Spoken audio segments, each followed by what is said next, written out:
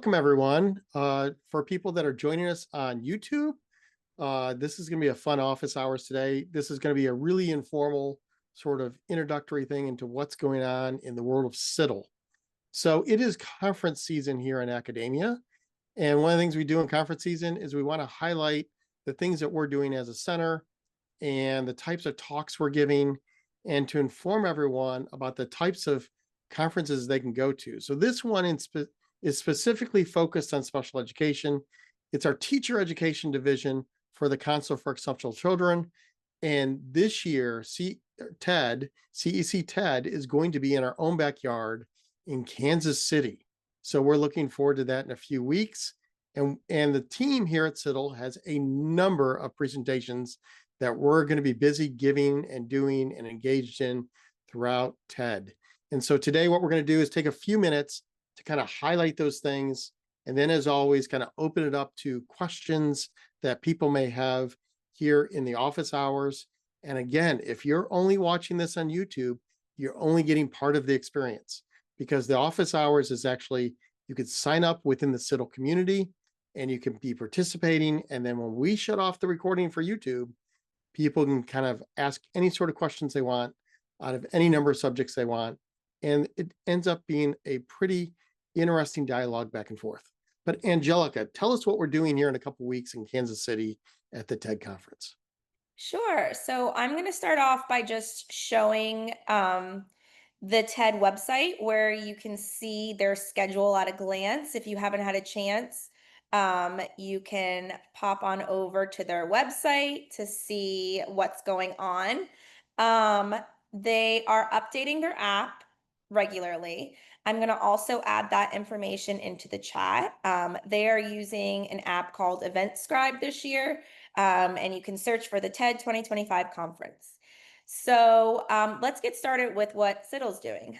We have a couple of really exciting presentations, starting with Wednesday, November 12th at 2 p.m. Central Time, 3 p.m. Eastern Time. We'll have leveraging open source and AI tools in STEM and teacher education. Our very own CIDDL PIs, Dr. Basham, Dr. Lisa Deeker, and Dr. Trey Vasquez, and Dr. Matt Marino will be presenting during that time, so you do not want to miss that. We will also have a CIDDL presentation on the impact of AI on all learners, what it means for preparing educators. Time is to be determined, so make sure you're checking the schedule for that specific session. This is going to be about how AI transforms education for all learners, but focusing on special education and teacher preparation. You'll walk away with knowledge and tools needed for purposeful integration of AI into your world. And then Thursday, you do not want to miss Dr. Basham's keynote panel that he is part of on November 13th at 9 a.m. Central Time, 10 a.m. Eastern Time. So those are our main sessions. And if you have any sessions that you are a part of, please share those in the chat or pop on now and say, I'll be presenting at this time. And give us your title and a little bit about your session if you'd like. Otherwise, Angelica, we also have the AI policy session that's yes. going to be, I believe that's going to be Thursday. And so there's an AI policy session with an update on what's going on with policy and guidance across the United States on AI. I know Jörn was just in my office a few minutes ago.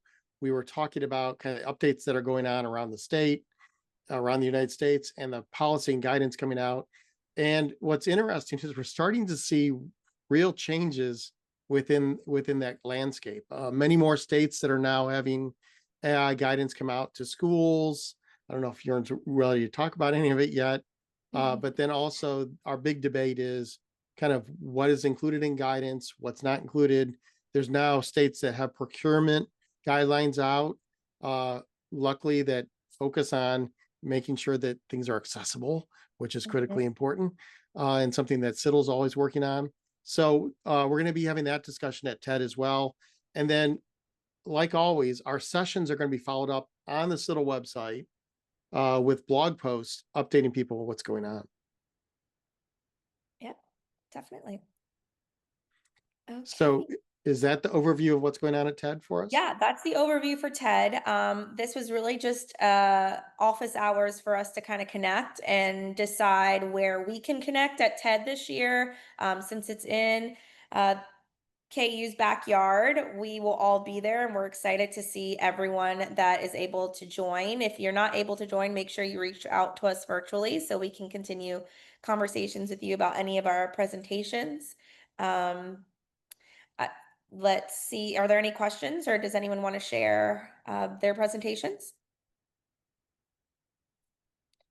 All right, well, before we jump off, we do have one question, so we might as well just answer one of these before we stop the recording.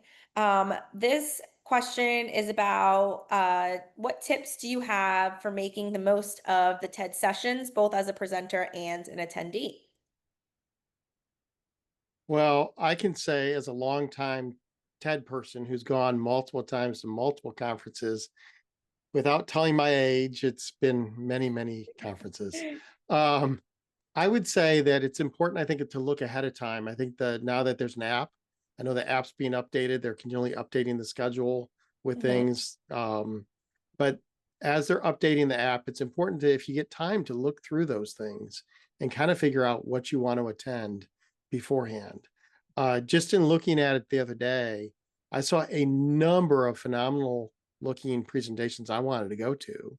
So I'm kind of checking those off and saying, here's things I want to go to. But actually, I would actually say the other thing that especially young assistant professors or doctoral students maybe want to skip out on and go shopping or go check out some great jazz clubs, because we have great jazz clubs. We have great barbecue and places to eat downtown Kansas City. But you don't want to also neglect the social aspect of conferences. Socializing and interacting and building your network, your professional network at these conferences is critically important. Having your elevator speeches ready for kind of the work that you do, that's a critical thing, especially if you're on the job market, but also just getting to know people around the country. One of the things that many people in this room may not know is CIDDL also has a doctoral student writing group that supports doctoral students across the nation in writing. It's a doctoral student group for doc students by doc students. And so people get together every couple of weeks and do some writing and focus on what they're focused on. So building networks like that very early on in your career helps you out immensely as you get to be more senior, like myself and others on the call. Those were great points, and you actually even answered the second question, which was about networking and collaboration. So, the networking piece is really important, and keep up with our social media because there will be times where you'll see our writing group posting about times and dates that you can join that group. And we may even have an opportunity at TED where we can have a writing group in person, or just a connection, not necessarily sitting and writing, but just to connect with the faces of the people that are usually joining the group. Another point I wanted to just make about the sessions and attending, and a tip for a presenter or an attendee, is make sure you're coming with some questions for the presenters beforehand that you can actively ask on the spot. It's better to kind of have a couple questions written out before you pop into those sessions, especially if you already have them written out in your schedule.